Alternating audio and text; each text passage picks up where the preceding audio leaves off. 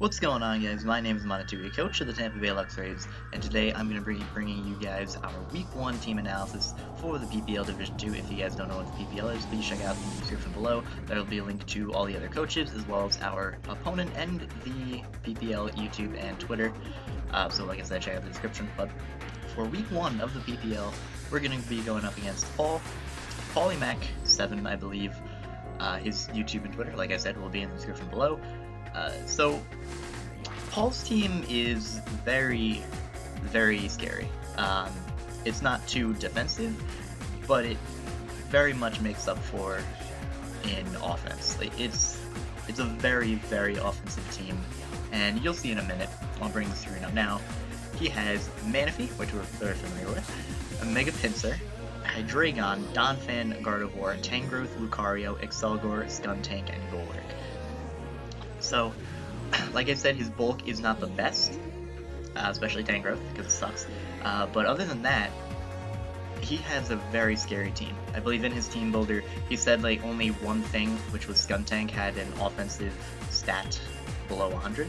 That's true. Manaphy is 100, Excelgor is 100, everything else is above. Donphan 120, Hydreigon over 100 on both. Mega Pinsir is like 155, I believe. So everything on his team hits me very hard.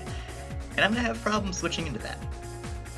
If he predicts me and goes for a different coverage move on one of my things, then he's going to probably be able to 2-hit KO me. If he sets up hazards, he may be able to 2-hit KO my Zapdos. Lucario has beautiful coverage, can set up on things. It's very scary. Now, honestly, the kind of funny thing about this is, aside from a couple things like Skuntank, one of the least offensive threats to my team specifically may be the Manaphy, just because I do have ways to deal with it. But we're going to get into the team.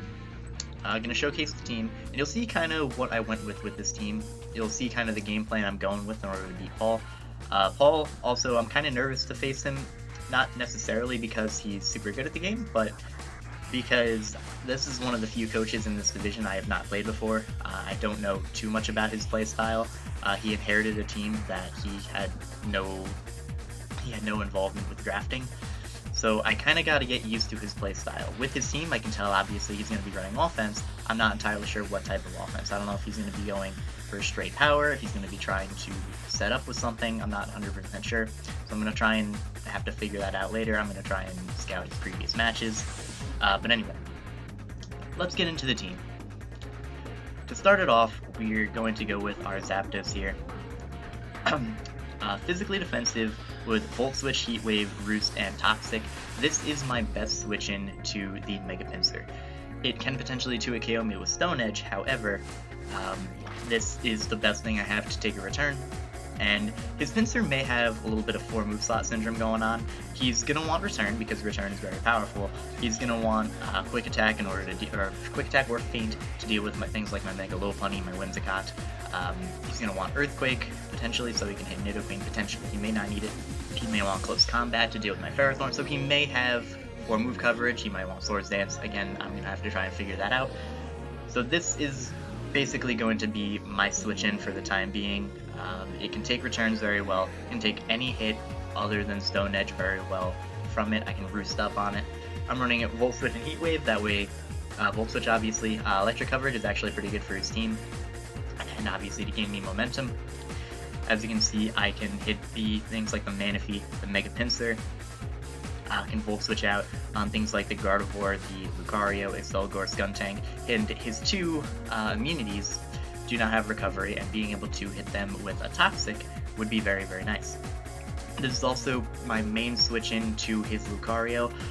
With this spread, I have a decent chance to live a +2 Adamant Life Orb Ice Punch. I don't think he's going to be bringing Adamant. I think he'll be bringing Jolly so that he can outspeed a Jolly Kabutops, but that's pretty much that. So yeah, that's Zapdos. Again, Heat Wave just to hit that Lucario. I need to make sure that if I can wall that thing, I need to be able to hit it very, very hard. Heat Wave is also going to be good for the Tangrowth, and Toxic, again, like I said, mainly for the 2 ground types, but it also would be nice to potentially wear down the Tangrowth. He may want to switch in Hydreigon. Wearing that down is nice, especially if it's a Life Orb set. So yeah, this is the coverage I had for my team. And this is the coverage I'm going to have on Zapdos. and I think this is the best coverage for his team. I may have wanted to fit U-turn in there so I can U-turn out on the ground types, but I don't think so. I think this is the best for his team. So the next Pokemon I'm going to go over is the Pokemon I didn't think I was going to be bringing. Originally, I did have an original team of this, scrapped it, and then made this team. This is a Pokemon that I didn't think I'd be bringing, because when you look at my opponent's team, and you saw it up here, it's Ferrothorn, everything has Fire/Fighting coverage, or the things that don't will probably be running HP Fire. For example, Manaphy HP Fire, Mega Pinsir, Close Combat, Hydreigon, Fire Blast. Donphan, I don't think he'll be running Fire Fang, but it does get it. Gardevoir, HP Fire, Focus Blast. Tangrowth, Walls Main can hit me with HP Fire, Focus Blast. Lucario hits me with Close Combat, Selgor, Focus Blast. Skuntank, Fire Blast. Golurk, Fire Punch. So, why am I bringing Ferrothorn when his entire team has Fire/Fighting coverage? Well, Ferrothorn actually deals with his team decently, and even though a lot of them have fire coverage, they're not going to be able to get it off too successfully. Now, what I mean by that is, with the Aqua Berry, I am guaranteed to live any hit from any of his Pokemon. Even like a Banded Fire Punch, I will be able to take. A Close Combat, I will be able to take. A Blaze Kick, I'll be able to take from Lucario. Gardevoir's HP Fire/Focus Blast will not be able to knock me out. Donphan cannot knock me out at all. Even Hydreigon's like a Life Orb Fire Blast will not be able to knock out my Ferrothorn, meaning that I will be guaranteed to either paralyze something, get up rocks, or get up spikes. And those are very big, because his two forms of hazard removal I can punish. Every time he switches into Skuntank, I hard switch out into my Nidoqueen, and something on his team is going to take a hell of a lot of damage. If he has just his Donphan to Rapid Spin, I'm going to easily be able to Spin Block it with my Jellicent, which I'll get into later. So, the only attack I'm running on this thing is Power Whip. That is just because it's the best move to hit his team. Hits the Manaphy super effective, hits the Donphan super effective, deals a lot of damage to the Gardevoir, and then hits the Golurk super effectively for an easy 2 KO. The things that resist the Power Whip, like things like the Mega Pinsir, potentially would be able to set up on me, but with the T-Wave, I will be able to wear that down, and I'll get into the point where Zapdos will outspeed and can knock it out with a Volt Switch. My Lopunny can fake it out, Ocean Man can take it a Quick Attack, so that's going to be very important. So that's why I'm running Power Whip. Again, this thing's big job is to get up rocks and hopefully spikes. Just rocks are okay, would love a layer of spikes as well, because if I can wear his team down, my offensive Mons will definitely be able to beat his offensive Mons, because his offensive Mons will be worn down enough to the point where my offensive Mons will just be able to sweep through them. Now, the next Pokemon I am going to go over is my Mega Lopunny. We're running High Jump Kick, Return, Quick Attack, and Fake Out. I was originally going to bring a different fighting move other than High Jump Kick, either Low Kick or Drain Punch, but I want High Jump Kick because an Adamant High Jump Kick has a very good chance to 2-hit KO Tangrowth if he if Stealth Rocks are up. If he is specially defensive, I will definitely be able to. If he's physically defensive, I will be able to 2-hit KO it after rocks and spikes damage, so that's very important to have. I'm running Quick Attack along with Fake Out because this is kind of an intricate one. His team is relatively not slow, but a lot of his speed is in the same general area. Like, yeah, Gardevoir at 80, Lucario at 90, Manaphy at 100, Mega Pinsir at 105, Hydreigon 98. They're all within that, like, 80 to 105 range. So, he has a lot of potential Scarfers. He could be bringing a Scarf Lucario, potentially. He could be bringing Scarf Gardevoir. He could be bringing Scarf Hydreigon. He could be bringing...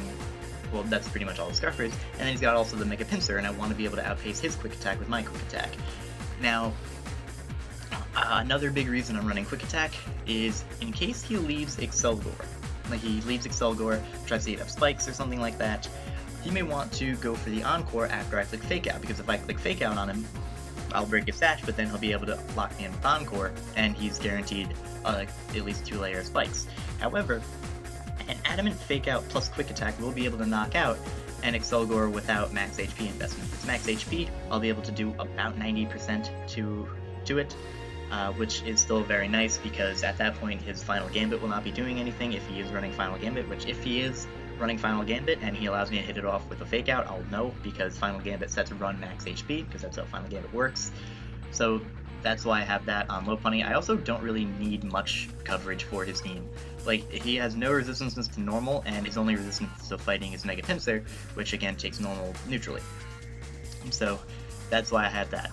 Oh, well, his only resistance to normal is, I believe, Lucario, but High Jump Kick, obviously. So yeah, High Jump Kick could be an issue if he's running Protect on something. Like, he could be running Protect on the Tangrowth, Protect on the Manaphy even, but I did want that High Jump Kick for the extra power, and for the ability to potentially 2 KO that Tangrowth. Also, speed investment, like I said, the fastest thing on his team is that Mega Pinsir. At base 105, this outspeeds Mega Pinsir. If he has Feint, he will be able to out-prioritize my Quick Attack. If he's running Quick Attack, I will be able to out-prioritize his Quick Attack. Now, moving on, we have one of the biggest threats to his team, he doesn't really have switch-ins to. We have Nidoqueen. Now, this speed I'll get into in a little bit later, but the move coverage of Sludge Wave, Thunderbolt, Earth Power, and Ice Beam hit, I believe, his entire team super effectively. Like, see, Thunderbolt, Thunderbolt, Ice Beam, Sludge Wave, Earth Power. I don't hit Excelgor super effectively, but who cares? And then Skunting and Golurk. It 2 KOs his entire team, basically. 1 hit KO is a lot. It'll 1 hit KO the Mega Pinsir, can 1 hit KO the Donphan if it's not Spadef, can 1 hit KO the Gardevoir, the Tangrowth, the Lucario. Honestly, wow, now that I'm looking at it, this one-shots a lot of things on his team. So that's a big reason as to why I'm bringing Nidoqueen. Hits his team very hard. We got 100 speed, max special attack modest, and 156 HP. And the reason I'm running this speed is because with Tailwind on my Whimsicott, I will be able to outspeed essentially anything on his team. I will be able to outspeed a Scarfed Hydreigon. It's basically what I wanted to hit with this speed here. So that's why I'm running that. That I will be outspeeding a modest Scarfed Hydreigon. He has no reason to run Timid. He outspeeds everything that he could outspeed being modest, and he would Timid, so there's no reason for him to run Timid. So this outspeeds a modest Scarfed Hydreigon under Tailwind. And the rest of this Pokemon is also very interesting. If you look at my team, even though I have the Akaberry Ferrothorn, I have my Mega Lopunny to Revenge Kill It, I don't have a switch in Hydreigon. Hydreigon destroys me. I don't think he's going to be running Flash Cannon because he doesn't really have a reason to. Fire Blast will be able to hit my Ferrothorn. Fire Blast or Flamethrower will hit my Ferrothorn as well as my Whimsicott, so I don't see him doing that. So I'm running the Akaberry. This allows me to take a fire move from Hydreigon, and I am guaranteed to live it. And I can potentially OHKO it back with things like Moonblast, Giga Drain, and these two are where the important things come in. Suppose he is a Scarfed Hydreigon. I can set up the Tailwind on him, and then proceed to go possibly into my Nidoqueen to be able to sweep his team. I also will guarantee myself to outspeed anything on his team, including Scarfers, with my Mega Lopunny. That's a big reason why I'm running Tailwind. Running Tailwind also guarantees that even if his Pinsir is running Stone Edge, my Zapdos will be able to outspeed it and hit it with a Volt Switch, which is very important. Encore is to potentially catch things like Manaphy trying to set up. He does have a lot of potential setup supers. Potentially the Mega Pinsir trying to set up, because I do outspeed it. Can potentially catch the Hydreigon going for a Roost, Donphan maybe going for a Rapid Spin, even Lucario going for a Swords Dance would be huge. If it doesn't have E-Speed, if it has Bullet Punch, I will be able to outspeed it. Maybe lock, like a Stelgor into Spikes, potentially. I can do a lot of different things with this. I can do a lot of different things with the set. This is a big reason why I got Whimsicott. His utility is very nice. With this speed, I will be able to outspeed his Mega Pinsir if it is Jolly. Max attack, I'm making this kind of an offensive variant, make sure I can 2 KO things like the Manaphy, make sure I get a guaranteed kill on the Hydreigon regardless that it is, get as much damage on the Donphan as possible. I don't necessarily need this thing to be bulky, I kind of just needed to switch into the Hydreigon once and set up Tailwind. If it's around longer than that, then cool, but that is its main use. So that is Whimsicott. Now, a friend of mine is on Steam. The next Mon is the last Pokemon that I was going to have. Another Pokemon that was not on the original team. Originally I had Kabutops because I wanted a Rapid Spinner. I wanted to guarantee myself the most longevity Zapdos had, but I realized that even though Zapdos is my only switch into the Mega Pinsir, the Pinsir can be having Stone Edge, and if it connects 2 in a row, I die. So there's no guaranteed longevity on it.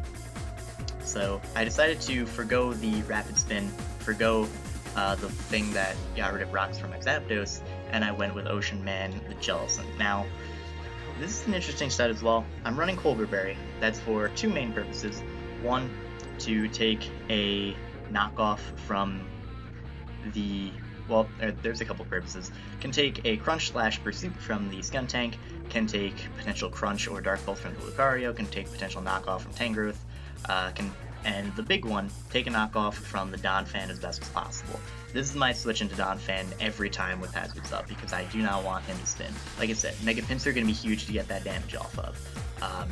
Rocks hurt most of his team neutrally after that. Spikes hit everything on his team neutrally outside of the Mega Pinsir and the Hydreigon. So I would like to get my Hazards there up as well. And if I can block his Rapid Spin, that'll be huge. And even if he predicts me going into Jellicent, hits me with a knockoff, it won't be doing that much because I am physically defensive and I'm running the Colberberry. So that's why I'm running that. I'm running 16 Eevees in speed just in case he tries to speed creep me with anything, and then we're running physically defensive there. Scald, very simple move, going to be very nice. The switch-ins to it that he have really are going to be Manaphy, which, even though he take the burn, then it's totally fine. He will be worn down gradually. I don't think he's bringing a Rain Dance variant because he kind of needs the coverage for my team. And if he's running like a Rain Dance set with HP Fire for my Ferrothorn, then I can take 2 HP Fires easily and set up a lot of my hazards. Plus, if he is like a Rain Dance Combine variant, I encore him with Whimsicott, so I'm expecting probably a Tail Glow set with 3 attacks. He may not bring Manaphy at all. I'd be kind of surprised if he did that, but I would understand why. So there's that. Then we got Dazzling Gleam. With the Colberberry, I can take a Dark Pulse from Hydreigon guaranteed and hit it very hard with the Dazzling Gleam. Depending on his spread, it'll Loco. If he's running some HP, it will not, because Jellicent's not super strong, but getting a ton of damage off on that Hydreigon will be huge. Getting a Dazzling Gleam off, unless he's running Roselia Berry, will guarantee myself a kill with Fake Out from my Lopunny.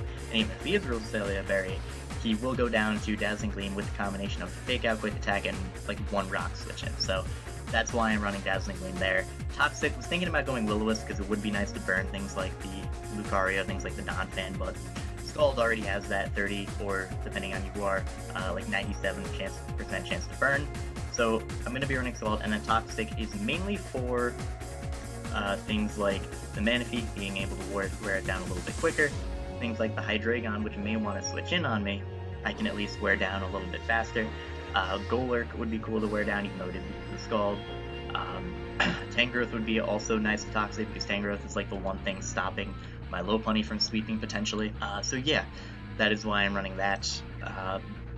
May change it for Will-O-Wisp, probably not, gonna probably keep it a Toxic, but that is why I have Toxic, and that's gonna wrap up the team builder. I'll go through it one more time. We got Zapdos, Ferrothorn, Mega Lopunny, Nidoqueen, Whimsicott, and a Jellicent. This is the team I'm bringing for Paul. Like I said, he has a very scary team, a very offensive team. I'm not entirely sure how he's going to play. I will try and scout out his previous battles, see how he likes to play, but the team he has this season is very different from the team he had last season, and he may play this team completely differently. So that has been the Week 1 team builder for the Tampa Bay Luxrays going up against the Thunderbolton Wanderers. I hope you guys enjoyed. Look forward to this being uploaded tomorrow on Wednesday, and show some support if you are excited for the PPL's return. So thank you guys very much for watching, and I'll see you in the battle.